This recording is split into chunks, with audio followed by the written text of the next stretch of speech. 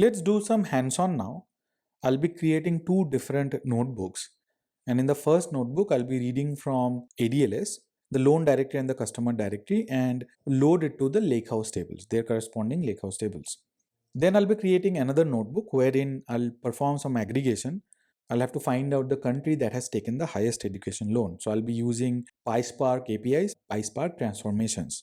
Now, once these two are done, we'll be running or executing both the notebooks one after the other using a pipeline. So you already know how to execute a pipeline, but I'll show you here so that you can see how you can execute PySpark notebook in a pipeline also. Now you see the hands-on is same. I am not using different hands-on. It is the same one that I had used in data flow. And there is a reason for it, because if I use the same example, you'll be able to compare all the different workloads or all the different components that are provided by Fabric.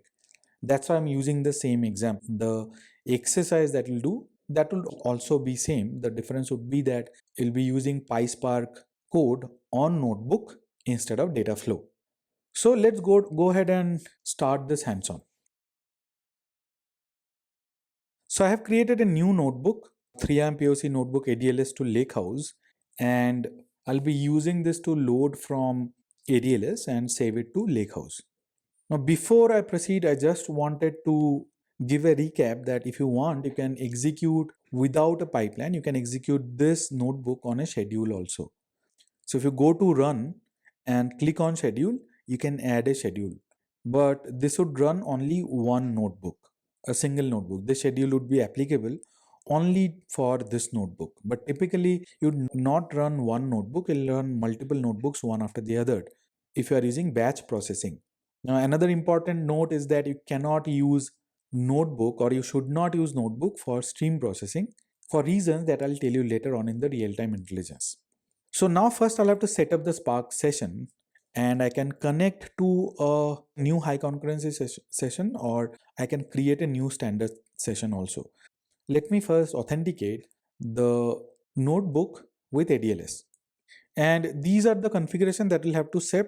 Now, after the session is created, then we'll read from ADLS. First, let me execute this. I have not connected to any session. Remember that if I create a new standard session, then a Spark session would be created. But without connecting also, if I execute this cell, it would create a new Spark session. And the Spark session would be available in the Spark variable. Now, once the session is ready, we'll read from ADLS. And I'll have to read the loan directory and the customer directory. All right, the session is ready. Let us create the first data frame, and you know how to read it, spark.read.format, and the format would be CSV because I have CSV files. So I'll have to mention the options. The first would be header, and it should be true, and then the infer schema, which should also be true.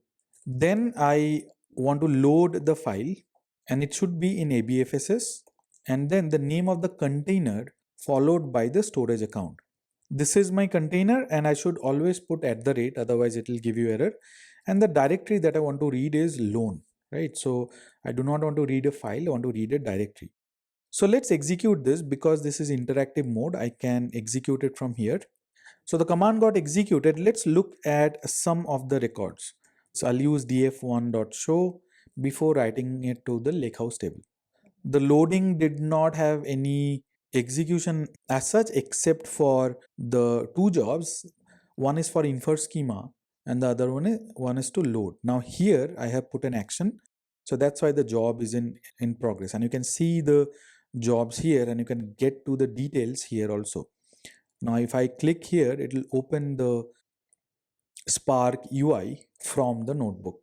So you see, this is the job and this is the Spark UI for the notebook. And if I go to Spark, and these are the jobs, there are system jobs, etc., that has been executed. This is for a single notebook, right? So that's why you'll find only one application. Even though I'm executing it one after the other, there would be only one application, and you'll be seeing all these jobs in the Spark UI as part of the notebook application. That's a single application. Now let's wait for this to complete. All right, this is the output. You can ignore these diagnostics. There are some warnings, but you can see the output here. And you can look at the Spark job here. So this is the job. It says 1 out of 2 succeeded, 1 failed. And if you select this show string, you'll have to log in, and this is the job which has failed, it seems. Let's see why it has failed. So it says pipe has no content. That is fine. So I'll use the other job. Now in this case, the first one was successful and the second one failed.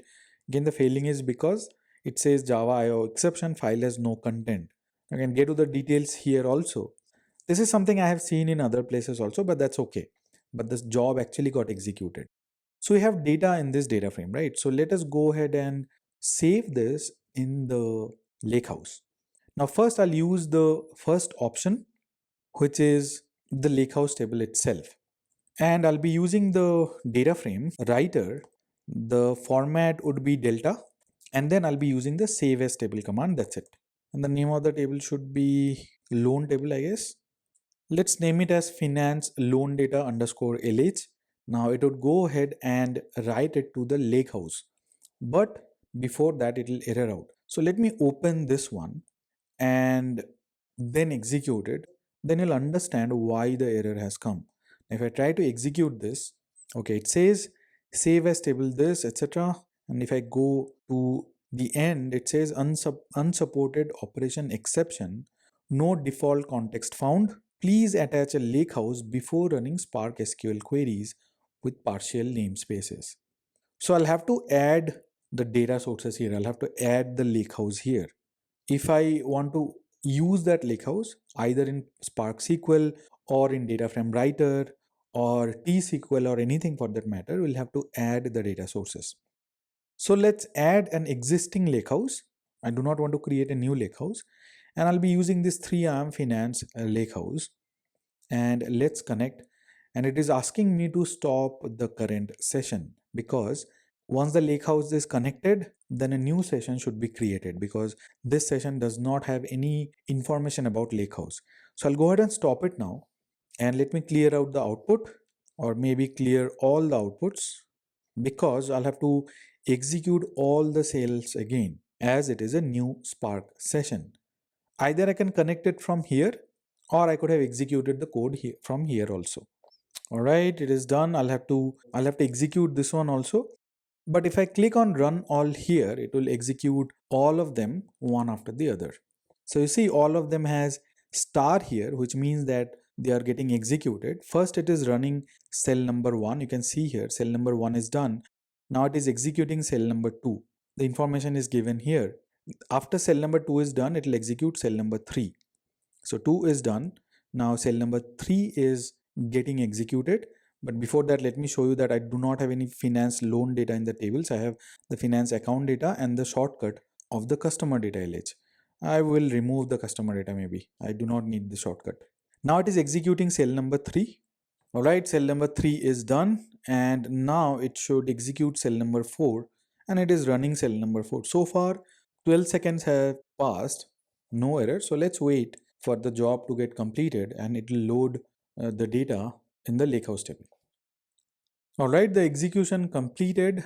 All the 6 jobs succeeded. You see here, there are 1 job which failed. I'm not sure why it happens, but that's okay. So the name of the table is finance loan data. I cannot see it here. The reason is because I'll have to refresh the page. And now I should be able to see the loan data LH table. So this is the table which is loaded.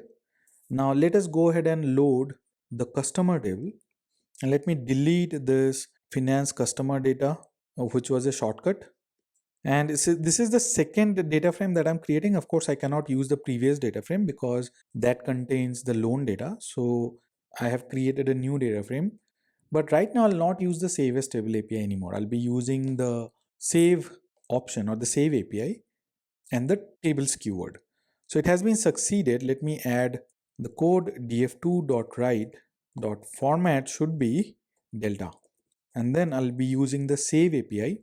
And here I'll have to provide the tables keyword and / then the name of the table, which should be finance customer data LH. So in the first one, I had used the save as table API. Now I'm using the second method, which is the save API, and I'm using the tables keyword. Then I'll be loading one more ADLS file to Lakehouse using the third method. Now, if I execute, it should take some time and the customer data should be created. All right, the execution completed and I have the customer data here, which is this one, customer data LH. And then let's use the final method. I'll be creating a new data frame and I'll load the transaction data. Now I'll not be using the tables anymore. I'll be using the data frame writer to write to the files. If I'm writing to the files, the format has to be Parquet and the API should be save and the keyword is files. Let's name it as transaction raw data. That would be the name of the folder. First, let me show you that this is the table and in files I do not have any folder. It's completely empty. So let's try to execute this and all the files which are there should be written in transaction raw data. All right, the execution completed. I can look at the Spark history. This is the job. Half of the job failed. Maybe I'll have to raise a support ticket to Microsoft to find out what is this problem.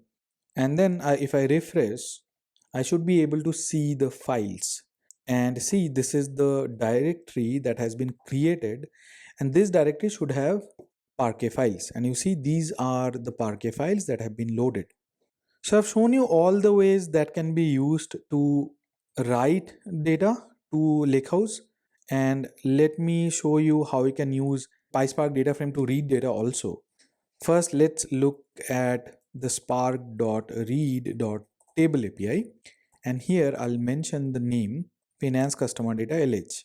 So this is maybe data frame number 10.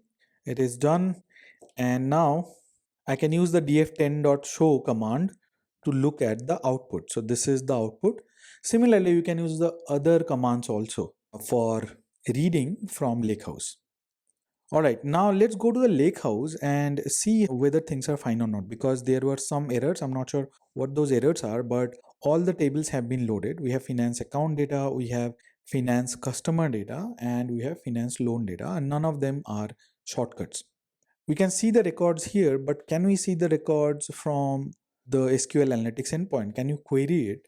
Just go ahead and take a look at it. I already have the queries saved earlier. So these are the queries that I had executed earlier, and all these queries are saved. Now let's do a select count star, execute this command, and looks like all the records have been successfully loaded. Now one more thing, the files that were loaded, what to do with those files? Now let's go to the Lakehouse. I have these files, and because these were loaded as files, I'll have to load them to tables, either to a new table or an existing table, just the way we had done, or just the way I had shown you by uploading files from laptop. So let us use a new table, and then the name would be finance transaction underscore LH. The file type is Parquet. It should be data actually. Now the loading would be done and the transaction table would be created here. So this is an additional step that has to be done. It looks like it failed. Okay, there's some problem with the compute capacity or SQ. That is okay. We might wait for some time and then run it, or maybe we'll stop the session and then run the other job. So now let's try to load it again. So I stopped the Spark session because all my SKUs were gone. So that's why I had to stop the additional notebook that I was running, and now the table is being loaded to transaction data. So this is the first part of the hands-on. Let's go to the second part.